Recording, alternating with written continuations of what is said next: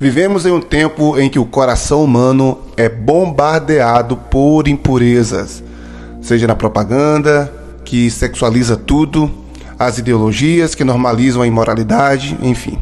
Mas Jesus nos lembra que os limpos de coração verão a Deus, e é isso que falaremos hoje. Mateus capítulo 5, verso 8, quando Jesus declara: bem-aventurados, limpos de coração, porque verão a Deus.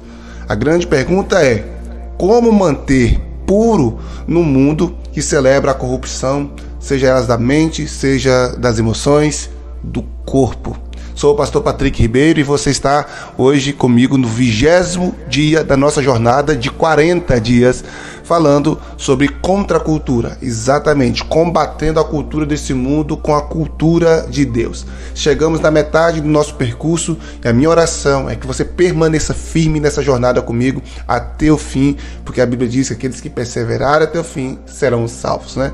E essa dinâmica é para todas as coisas. Ninguém consegue a vitória se não chegar ao final, se não cruzar a linha de chegada. Queridos, o fato que eu quero trazer hoje é que nessa semana, onde o nosso tema principal da semana é santidade no corpo e nas relações, você tem percebido que eu tenho trago muitos nomes de filósofos, de conceitos de ideologias que têm bombardeado nossa mente com conteúdos que têm vulgarizado o corpo dos homens, das mulheres, banalizadas as relações sexuais, e tudo que a nossa carne deseja tem recebido de bandeja dentro da nossa própria casa, por meio das redes sociais, por meio dos programas televisivos apelativos, os entretenimentos que têm aparências de brincadeiras, mas é pura sexualização. Quem lembra aí da banheira do Gugu lá atrás, onde entrava mulher de biquíni, um homem de sunga e ficava se esfregando dentro da banheira às 4 horas da tarde. Por mais que todo mundo sorria com aquilo e achava legal, aquilo já era uma sexualização do comportamento humano. E eu disse a banheira do Gugu, mas isso pode ser visto em vários outros tipos de programas que ainda quando criança nós assistimos, como por exemplo a Xuxa, com aquelas roupas extremamente curtas, com as paquitas, né, que tinha esse comportamento sexual, promíscuo, libertino, tantos e tantos outros exemplos que poderiam ser citados aqui. Então a questão é: nós temos, diante desse contexto, manter-nos puros, santos, com o coração limpo. Mas como fazer isso, já que em todo o tempo nós somos bombardeados com isso? Eu já disse essa semana que estudo dentro da psicologia já nos mostra que aquilo que nós consumimos molda diretamente os desejos que sentimos e o comportamento que temos.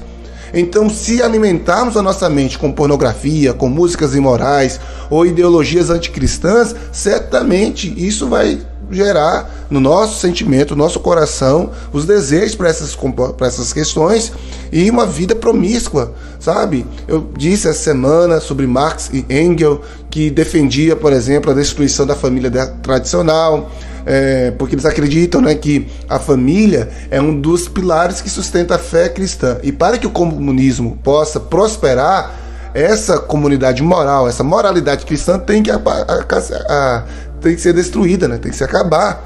William Reich, ele vai dizer também que a revolução sexual era o caminho para a libertação do homem.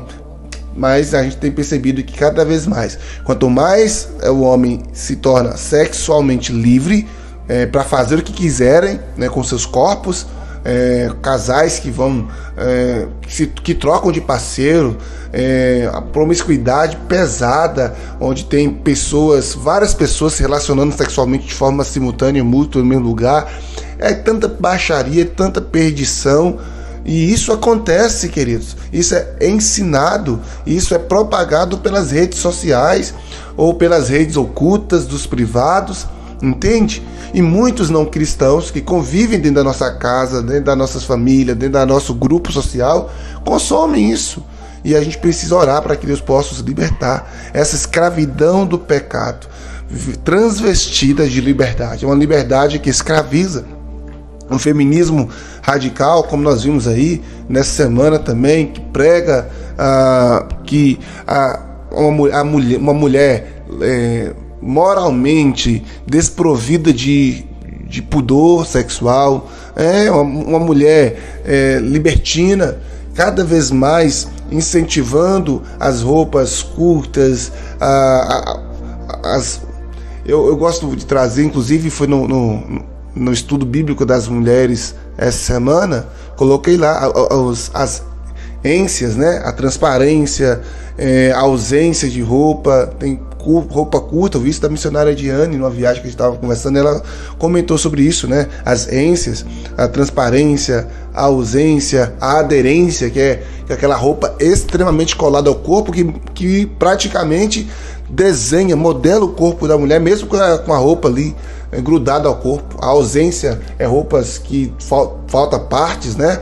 E fica mostrando que mais que não deve. E a transparência, que a pessoa veste uma roupa ali, mas ela é transparente, vê tudo por dentro. E não existe esse pudor dentro do mundo hoje, né? Na sua maioria as pessoas vestem mesmo para provocar, para estimular, para banalizar. Então, quando nós vemos, por exemplo, jovens que começam em pequenas concessões, uma série imoral daqui, uma música erótica dali, e terminam escravizados em pecado que destrói a fé e os relacionamentos. Tivemos um caso recentemente que bombou na mídia, do Ítalo Santos, que tinha lá uma casa de adolescentes que se pegavam, se relacionavam promiscuamente, e assim uma deturpação da adolescência, né? Ele, a camininha lá, a adultização que foi muito colocada aí pelo Felca. Quem acompanha as redes sociais sabe disso. Então, queridos, esse é o contexto. E como se manter santo diante disso? Como se manter com o coração puro, com a mente limpa, diante de tanto bombardeio erótico que nós temos sentido? Antes tinha esse ideal, né, essa mentalidade que só homens eram provocados, porque o homem ele acaba se sentindo desejo pelo que ele vê, é mais atraído, né, pelo ver. A mulher tem mais desafio, mas nós vemos que o feminismo tem conseguido colocar na cabeça das mulheres que elas são estimuladas assim também. É horrível ver essa sociedade cada vez se degradando. Isso na questão sexual, mas aí nós temos a corrupção na política, aí nós temos a corrupção moral, homens e mulheres que não têm mais palavra, não tem mais decência de dar uma palavra, firmar aquela palavra, o sim, não tem mais valor nessa sociedade contemporânea, porque se perdeu. Então é tempo de manter o coração puro. Pastor, como manter um coração puro? Sim, querido, é só entregando a sua vida a Jesus, reconhecendo Ele, andando em fé, se alimentando das Sagradas Escrituras, todos os dias, ler a palavra, cultuando, congregando, estar na igreja. Agora mesmo terminamos um ensaio na igreja maravilhoso e tivemos um tempo que não planejamos, mas Deus falou tanto ao nosso coração. Então, quando você convive com pessoas que amam a Deus, estão apaixonadas por Deus, que respira, sabe? Respira esse ar dos céus. É importante, meu querido, você buscar o Senhor, uma vida de oração. Eu fico muito feliz por você estar hoje comigo no 20º dia dessa jornada, porque você está entendendo que sim, querido, nós estamos em uma matriz e a gente precisa sair dela. Já viu aquele filme Matrix? Então, é importante você entender isso. Saia da matrix do mundo e venha para a liberdade que só Jesus oferece.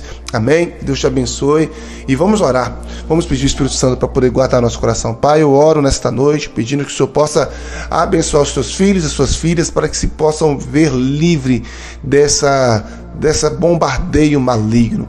Deus, homens e mulheres têm se entregado cada vez mais à promiscuidade, a viver uma vida de imoralidade, uma vida, ó Deus, de desonestidade, uma liberdade mentirosa, uma liberdade falsa que o diabo tem oferecido às pessoas, e elas têm se apaixonado por isso, ó Deus, mas eles não se percebem que estão ficando cada dia mais escravos do trabalho, escravos do estresse, escravos da ansiedade, escravos do desgosto, escravo da frustração, porque o coração ainda está nas coisas deste mundo. Mas quando nós colocamos nosso coração no Senhor, aprendemos a esperar no Senhor e cumprimos a sua palavra, nós temos um coração transbordante de alegria, porque nossa alegria não vem, ó Deus, das coisas, mas nossa alegria vem da esperança que temos no Senhor. Como o profeta Abacuque declarou: ainda que a figueira não floresça, ainda que não haja fruto na vide, ainda que roubem as vacas do curral, todavia eu me alegrarei e exultarei no Deus da minha salvação. Então, Pai, em nome de Jesus Cristo, nós nos colocamos diante do Senhor e eu te peço, Pai, abençoa os teus filhos e as tuas filhas em nome de Jesus. Amém. Queridos, amanhã será o último tema desta semana, onde nós falamos muito sobre essa sexualização da arte, da mídia, das músicas, e nós vamos estar falando em Gálatas 6, uma palavra forte para fechar esse ciclo, esse terceiro ciclo, essa terceira semana da nossa jornada. Vamos estar falando sobre não vos enganeis.